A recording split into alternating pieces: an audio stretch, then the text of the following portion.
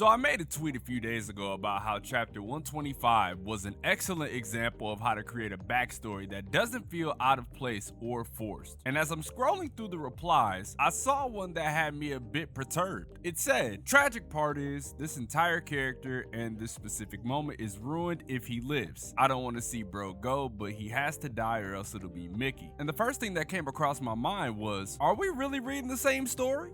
As of late, we've been getting a lot of manga that rely on meaningless deaths to quote-unquote push the story, but if you've been reading Gachiakuta since the beginning, you would understand that that goes against everything that the story stands for, or at least my interpretation of it. Now, while I may have presented Follo dying as an option, I don't think it's as conducive to the plot as him surviving. Follo has lived his whole supporter life taking care of that hammer so that he could one day become a giver himself. But after coming to understand his backstory and the original thoughts and feelings that were put into that object, it was obvious that the original owner, being a friend of his, polluted it with negative emotions, and as did Follo subconsciously. This character arc has been about Follo coming to understand all of this and break the cycle of jealousy in order to forge a path of his own, thus becoming a giver and becoming one of Rudo's biggest assets in the story. So where does this X character needs to die or else it's Mickey sentiment really come from? There's this weird belief that for a story to have weight, someone has to die. But is that really true? Or are people just conditioned to think this way?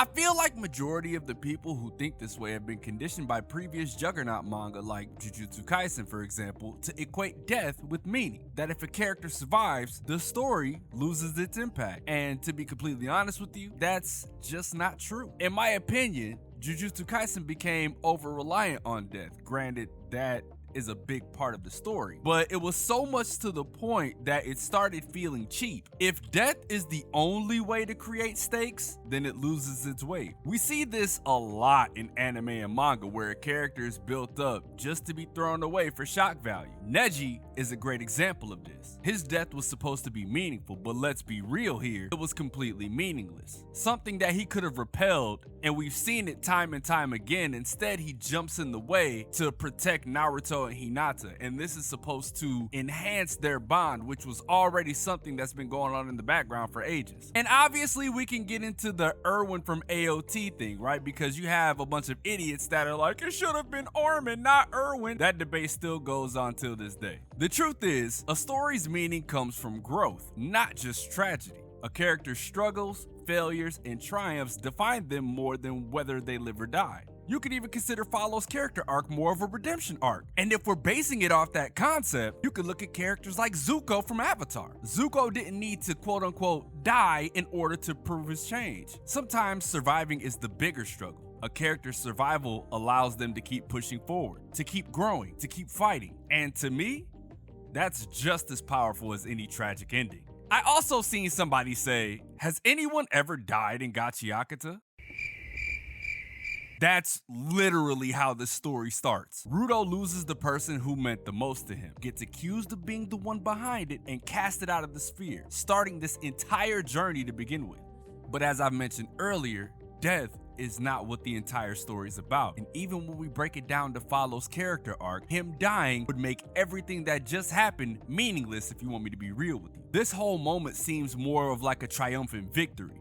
One where he conquers his demons and finally attains the dream he's wished for his entire life.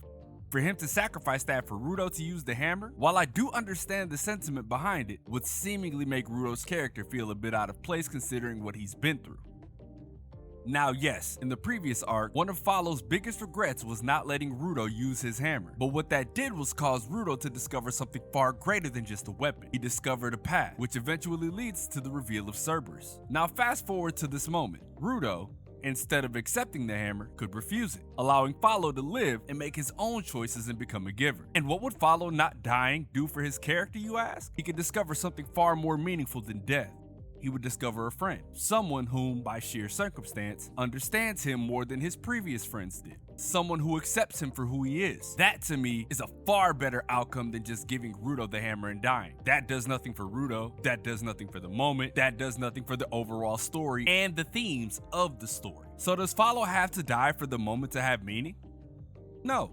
Death can be impactful, but only if the story earns it. What really matters is the journey, the struggles, and the way the character changes over time. Some of the greatest moments in anime and manga come from survival, from overcoming impossible odds, from pushing forward even when everything is against you. So next time you see someone say that the moment would have been better if Follo died, ask yourself, did the story really need it? Or is there something even more powerful in his survival? Anyway, let me know what you guys think. Do you feel like him dying is necessary for the stakes, or is death in manga just overhyped? Leave a like if you enjoyed, subscribe if you're new. I feel like a lot of people who made a comment similar to what the original topic was about really haven't read Gachiakuta themselves. They just look to what other people say and never really think about the story itself. I wanted to get this off my chest because for a while now, this death equals meaning bullshit has conditioned everyone to think that it has to happen. And like I said earlier in the video, bro, that's just not the case. Anyway, I'm gonna get out of here and edit this video. Y'all enjoy y'all morning, afternoon, or night, wherever y'all are. I'm DomoSenpai, and I will catch you guys in the next video.